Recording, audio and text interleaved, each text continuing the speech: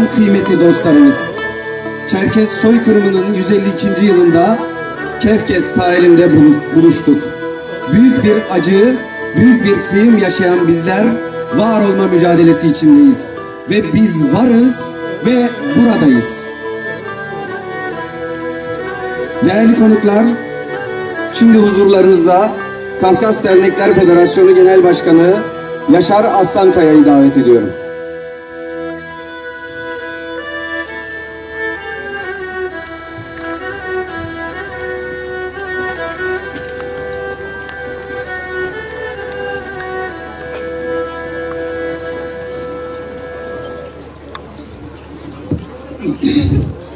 Halkımın onurlu, gururlu ve geçmişine sahip çıkan cesur insanlar, hepinizi saygıyla selamlıyorum.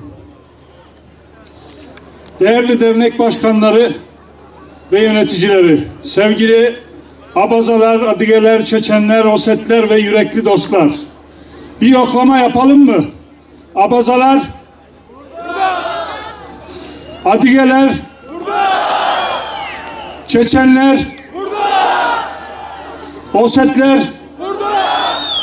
Ya dostlarımız, burada. Öyleyse herkes davasına sahip olmak için buradalar. Hepinize yürekten teşekkür ediyorum.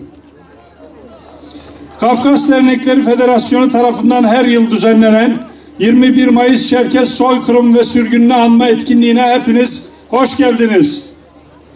Çerkes soykırım ve sürgününde yaşamını kaybeden saygıyla anıyor, aziz hatıralarının önünde saygıyla eğiliyorum. Değerli dostlar, ben hayatımda bu tip konuşmalarda en ufak bir tedirginlik yaşamış birisi değilim. Spontane, çok akıcı konuşabilen birisiyim ama o kadar duyguluyum ki sözleri toparlayamıyorum. Böyle ara sıra yuvarlıyorum, bağışlayın beni lütfen. Çok duygulandım. Bu kadar insanın geçmişine ve davasına sahip çıkıyor olması gerçekten onur verici bir şey. Beni bağışlayın lütfen.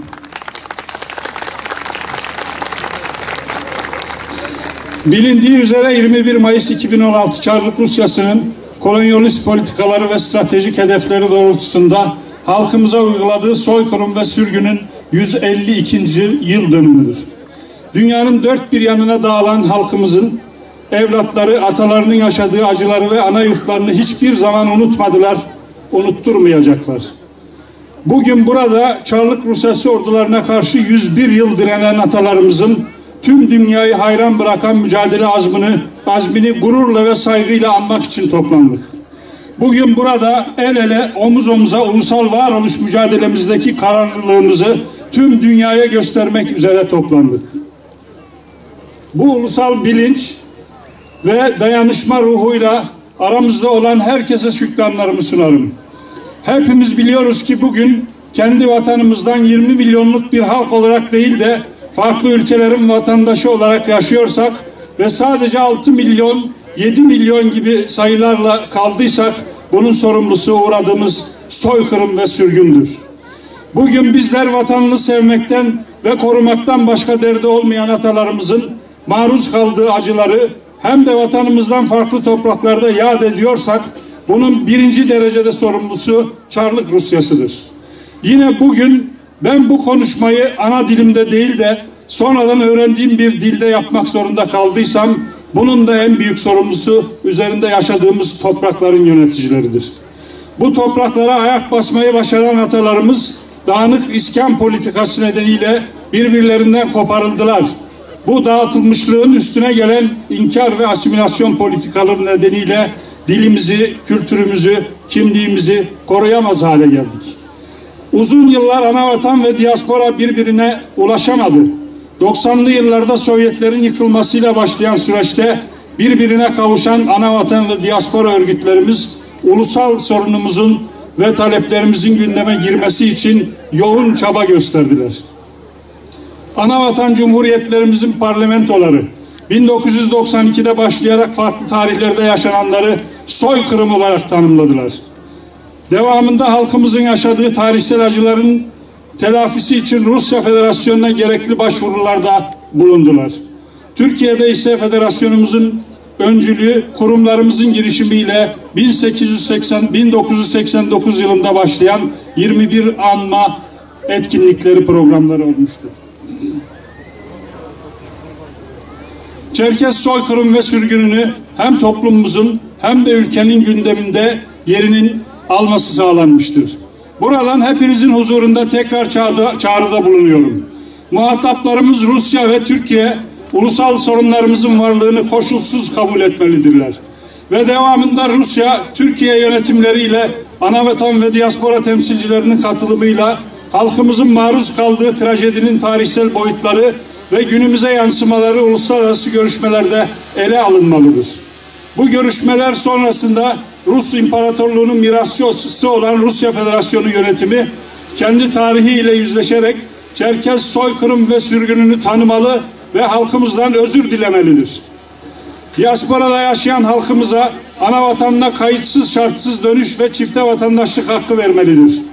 Ana vatana dönüş yapmak isteyenler için gerekli yasal teşvik ve altyapılar sağlanmalıdır. Diasporada yaşayanlara dilimizin ve kültürümüzün yaşatılması için destek olmalıdır. Osmanlı İmparatorluğu'nun bugünkü mirasçısı olan Türkiye Cumhuriyeti yönetimi ise halkımızın maruz kaldığı dağınık iskan, inkar ve asimilasyoncu politikaların sonucu ile yüzleşmeli, telafisi için gerekli yasal düzenlemeleri yapmalıdır. Temel insan haklarına ve evrensel normlara uygun sivil, çağdaş bir anayasa hazırlanmalıdır. Tüm yurttaşların ana dilini ve kültürlerini korumaları için sadece izin veren değil, teşvik eden, destekleyen olmalıdır. Devlet okullarında ana dili eğitimi yaygınlaştırılmalı ve devamında ana dilde eğitime geçilmelidir.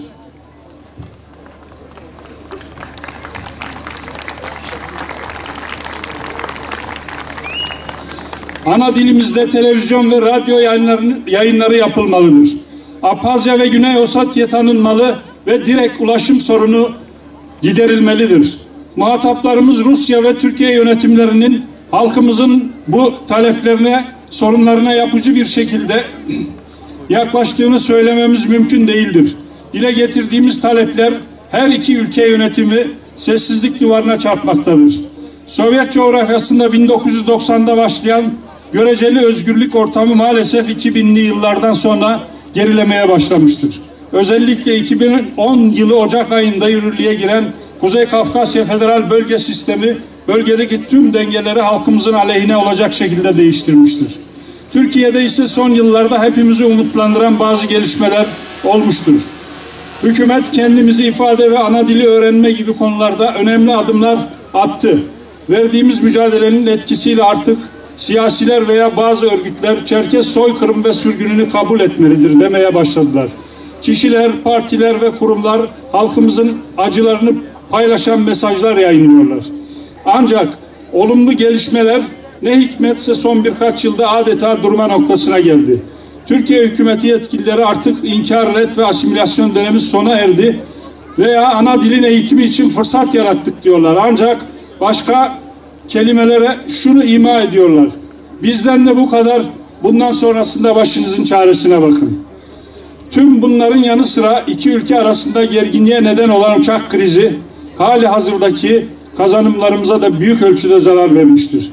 Rusya'da soydaşlarımıza yönelik gerçekleştirilen yargısız infazların yanı sıra Türkiye'de yaşadığımız sorunların çözümü için başvurduğumuz mercilerin tutumları bizi yeniden yalnızlığımızla yüzleştirmiştir. Dolayısıyla belirtmek gerekir ki bir musibet bin nasihattan iyidir. Bugün görmekteyiz ki toplumsal taleplerimizin yılmadan dile getirilmesi ve takipçisi olunması artık çok daha önemlidir. Ancak birlikteliğimizden doğan bir güç ve kararlılığımız ile Türkiye ve Rusya yönetimlerinin tavır ve tutumlarını değiştirebiliriz. Unutulmamalıdır ki biz bir ışık olabiliriz. Yaşadığımız onca acıya rağmen Türkiye ve Rusya sürdürülebilir bir işbirliği ve istikrar için toplumumuza muhtaçtır. Bu işe ancak taleplerimizin yerine getirilmesi, halkımızın yasal olarak korunması ile mümkün olabilir. Bu akşam burada yakılacak ve her an yüreğimizde yanan nart ateşi oldukça ana vatandaki kardeşlerimizle buluşmamıza kimse engel olamayacak. Sevgili soydaşlarım, Burada kendimiz ile ilgili bir konuyu da vurgulamak isterim. Türkiye diasporasında özellikle son 5-6 yıllık dönemde yeni aktörler ve farklı yapılanmalar ortaya çıkmıştır.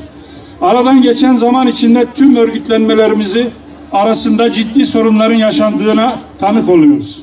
Özellikle sosyal medya üzerinden yürümekte olan tartışmaların üslubu ve yöntemi kabul edilemez bir noktaya gelmiştir. Dışarıdan bakanların hayretle izlediği bu dağılmışlık hali ve kutuplaşmanın halkımızın varoluş mücadelesine katkı sunmayacağı hepimizin malumudur.